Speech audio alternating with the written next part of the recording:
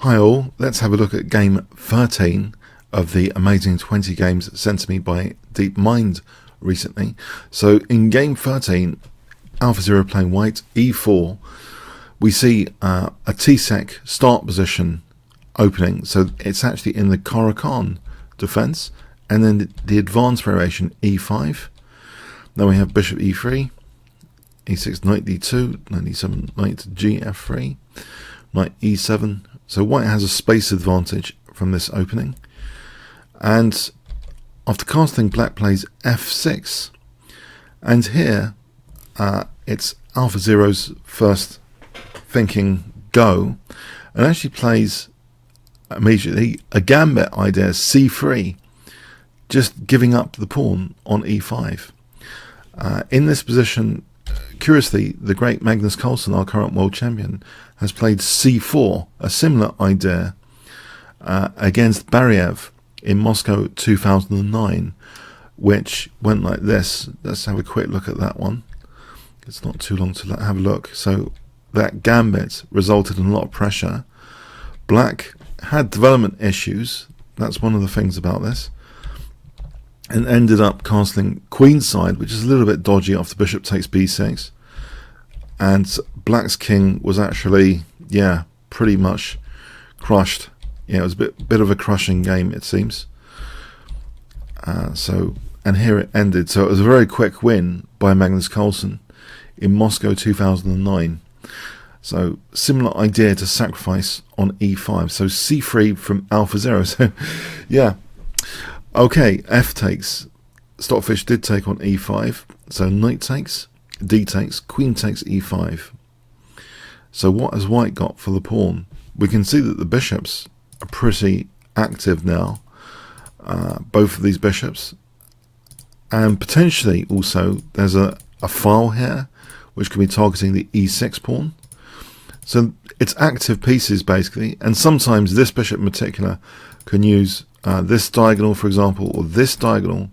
There's all sorts of potential diagonals to make use of. Okay, so it's activity for the pawn. So what does black actually play now? Okay, after rook e1, black played queen c7. If black castles queenside here, bishop takes a7, that a7 pawn's hanging now. That's not a particularly clever idea. So queen c7 for the moment. And then we have this check, trying to provoke perhaps a weakness. Knight g6 was played. g6 is kind of plausible. It does weaken this diagonal. White could consider bishop d4, and white might have, you could argue white has a small edge here, some definite compensation with the extra weakened dark squares. Okay, so bishop g6 on the other hand, bishop g5 is actually quite annoying. For example here, c4, again white has a small edge. So knight g6 might be one of the best responses. And now we see e6 being targeted indirectly with this move g4, forcing move. It does have a slight downside of trapping bishop sometimes, is more prone to be trapped on h5 by its own pawn. It weakens the king, of course, as well. Bishop d3, knight b3, but the idea is to get rid of the defender of e6. And now e6 is targeted with knight d4, e5, and now white responds with b3. With the king in the center, it's totally impossible to take on d4 because of bishop f4 check and hitting the queen. This is very good for white, clearly. The queen sack is not particularly good here. After b takes c4, white's going to be massively advantageous. So we have bishop a6, and now bishop f4. So both pins being used here on the g6 knight and the e5 pawn. Black castles queenside now, and you might think, hold on a sec, isn't there a slight snag with this? Isn't there knight e6 forking queen and rook? fascinatingly, bishop g3 was played. Now knight e6 is what perhaps a lot of chess engines might choose here. However, there's a fascinating idea related to that bishop actually, which is on h5. Knight takes f4, sacking the queen, remarkably for 2 pieces, but with the big threat now of g6 to get a 3rd piece. And it's actually very uncomfortable also on this f file, semi-open f file for f2. There's a dark square bishop without a counterpart as well, which can hit sometimes these dark squares. So actually here, it's not at all clear. If g5 to try and rescue the bishop, giving it a backward response to g6, then e4, and say bishop e2, offering an exchange sack basically. Taking the bishop seems strongest to leave that knife on f4, and a very dangerous knight entrenched like that. It's often called a knife by many GMs. So bishop d6. This position is actually offering black great play, great attacking play. It's at least equal, fantastic dynamic compensation. So white would be on the defensive there. Just to show another point here, so in this line a4, g6, black's going to emerge with a big advantage. So it was urgent to play g5, if you're wondering there. Just put that on the board. So, okay, actually this move just bypasses all of that stuff with knight e6. So very clever.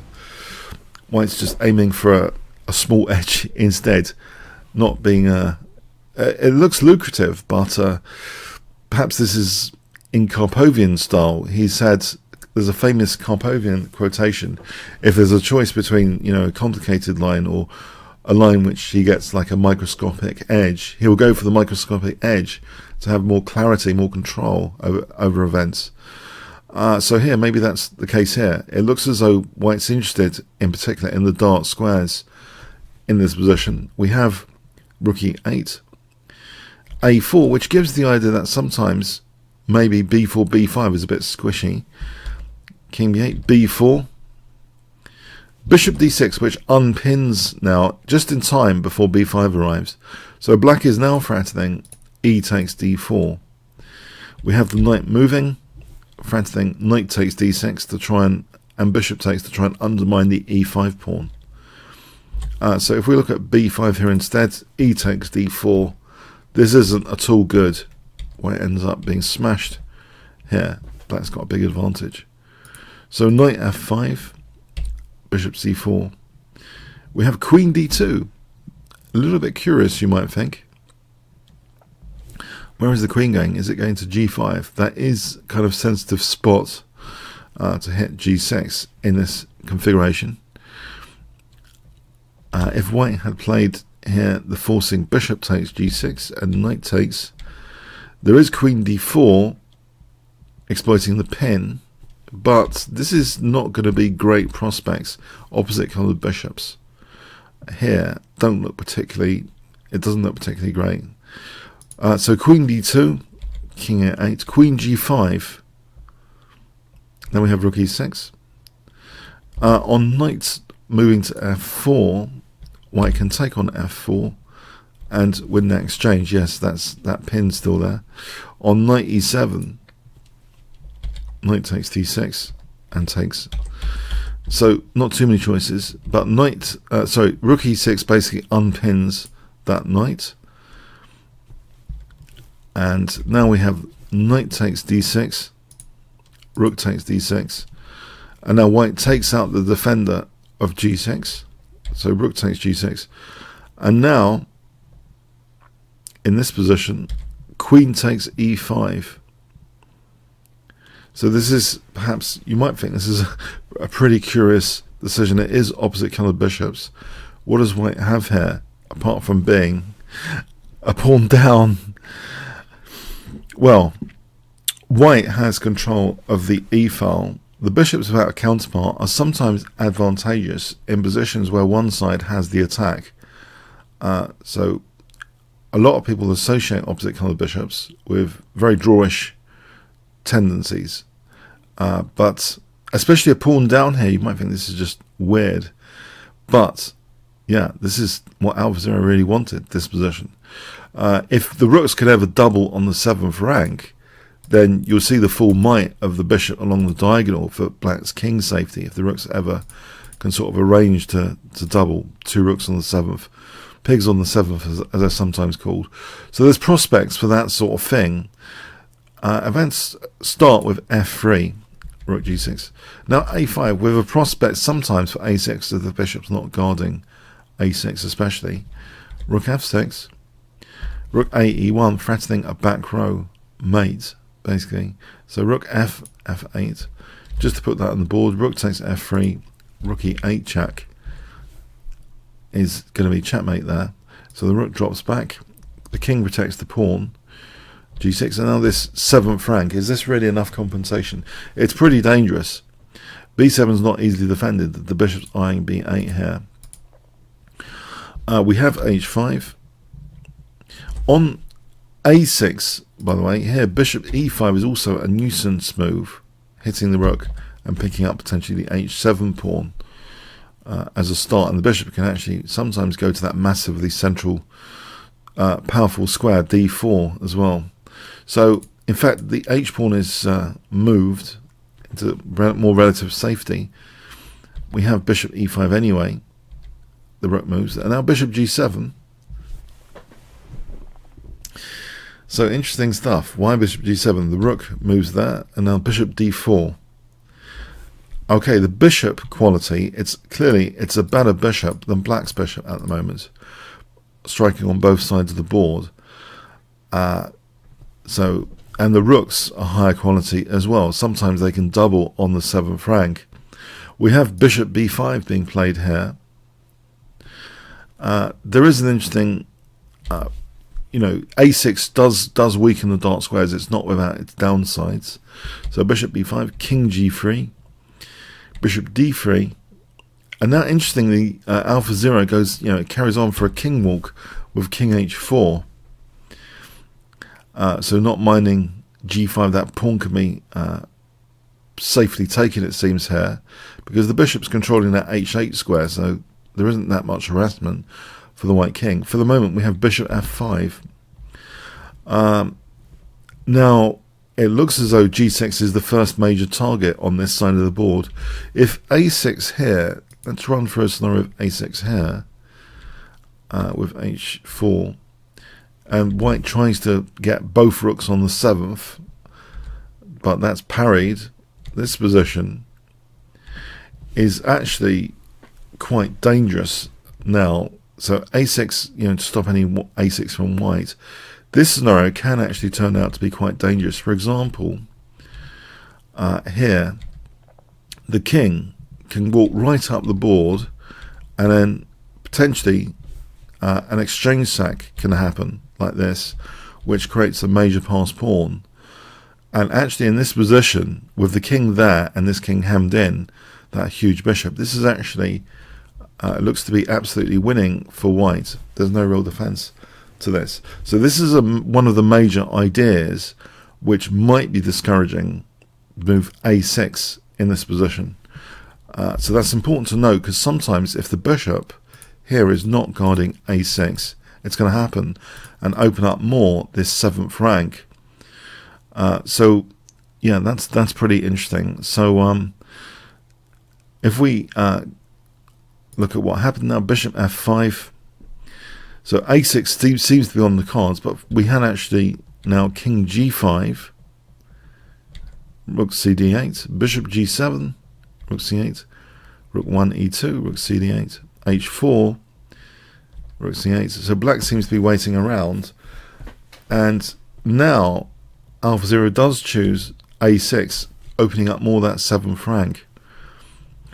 Now here, if black plays b6, that fawn pawn is left, the fawn pawn, dreaded fawn pawn, and white's rooks can potentially play like this. In fact, yeah, not minding a swap of one pair of rooks, and actually c6 is a big liability, and then g6, and then here, even though a6 is lost, white ends up with potentially a big h-pawn, winning h-pawn there, supported by the dark squared bishop. So we have actually that just taken here. Bishop d4, threatening that a7 pawn. That's offered. Check with check, taking with check, bishop c5, king b8. Now we have rook a2, bishop d3. So the bishop has to control now, hold on to a6, it seems. Rook d2, bishop e1, rook d1. Seems to be trying to nudge the bishop away and throwing in that check. Okay, the bishop goes to d3, bishop b6, bishop d4, bishop f5. Now here it's interesting because the response mechanism can be interfered with here. Alphazero chooses in this position the move f4, but the response mechanism of defending a6 is fascinating to try and interfere with. So rook a1, we can assume bishop d3, because otherwise black's king is in big trouble.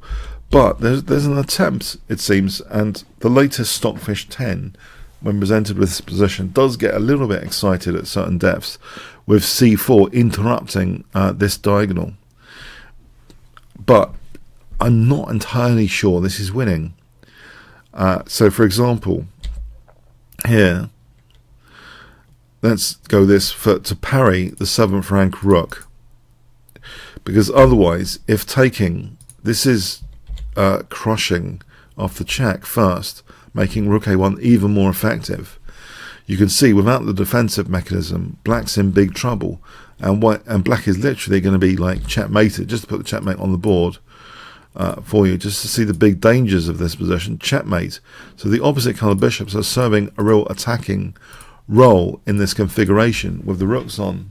So it's not like your normal kind of what we see a lot, you know, opposite colour bishop drawing endgames. This is still a kind of dangerous king safety scenario.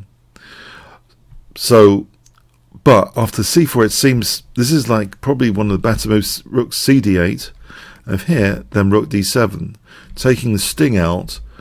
But yeah, this looks even. This position, it could be even potentially. However, if we look at this again with rook gd8, c5, a5, check, this position is not entirely clear, even though white is winning pawns because of the opposite colour bishops here, and the fragmented pawns on the king side, and the blockade potential is very strong here. This is possibly a fortress, basically. So this is another way of playing the position, rook gd8. So with the idea of rook d7, maybe a slight improvement. So it's not entirely clear that c4 is winning. You might want to check that with your own engines, this particular key position. But Alphazero's choice here is f4, and this f4 can be really dangerous. Rook cd8, rook a1, bishop d3, rook e3, bishop e5, and now taking control of that file again.